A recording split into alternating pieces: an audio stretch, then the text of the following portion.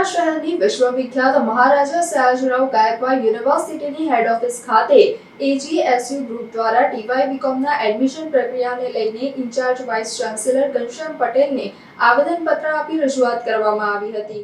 વડોદરા શહેરની એમએસ યુનિવર્સિટીની હેડ ઓફિસ ખાતે એજીએસયુ ગ્રુપ દ્વારા આવેદન આપી રજૂઆત કરવામાં આવી હતી। વર્તમાન સમયમાં ડિજિટલ ગુજરાત સ્કોલરશિપના ફોર્મ ગુજરાત રાજ્ય સરકાર દ્વારા શરૂ કરી દેવામાં આવ્યા છે, જેમાં એસસી, એસટી તથા ઓબીસી કેટેગરીના વિદ્યાર્થીઓ આ ફોર્મ ભરીને સ્કોલરશિપનો લાભ મેળવે છે, પરંતુ કોમર્સ ફેકલ્ટીમાં હજુ સુધી ટીવાય.બીકોમ ઓનર્સની એડમિશન પ્રક્રિયા શરૂ કરવામાં આવી નથી, જેથી વિદ્યાર્થીઓની આ વર્ષ શૈક્ષણિક વર્ષ 2025-26ની ફીસ પેમેન્ટ રિસિપ્ટ તેમને મળી શકે તેમ નથી, જે ફરજિયાત હોય છે। ડિજિટલ ગુજરાત સ્કોલરશિપનું ફોર્મ ભરવા માટે સાથે સાથે આ ફીસ પેમેન્ટ રિસિપ્ટ ઉપર વિદ્યાર્થીઓ પોતાનું બસનું પાસ તથા રેલવેનું પાસ કઢાવતા હોય છે। ન્યૂ એડમિશન પોલિસી ગુજરાત સરકાર દ્વારા વર્ષ 2023થી જ લાગુ કરી દેવામાં આવી હતી, તો અત્યાર સુધી યુનિવર્સિટી દ્વારા ટીવાય.બીકોમ ઓનર્સના એડમિશન પ્રક્રિયા માટે સ્ટ્રક્ચર કેમ તૈયાર કરવામાં આવ્યું નથી।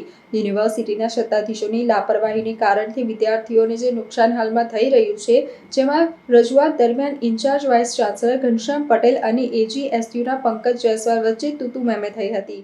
કે આ વિદ્યાર્થીઓનો આ જે પ્રિન્ટ છે એના સાથે ફોટો પાડો, તમારા ઉપર કડકમાં કડક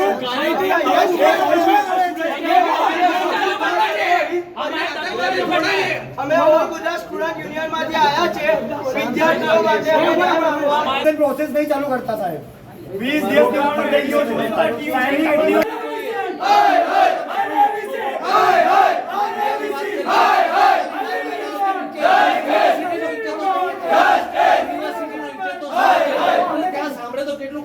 સાહેબ ખરાબ શું લાગે? 20 દિવસથી પોર્ટલ ચાલુ નથી કરતા ત્યારે ખરાબ નથી લાગતું? 30મી તારીખ છેલ્લી તારીખ છે સ્કોલરશિપના ફોર્મ ભરવાની, ત્યારે વિદ્યાર્થીઓ ફોર્મ નથી ભરી શકતા। ફીસ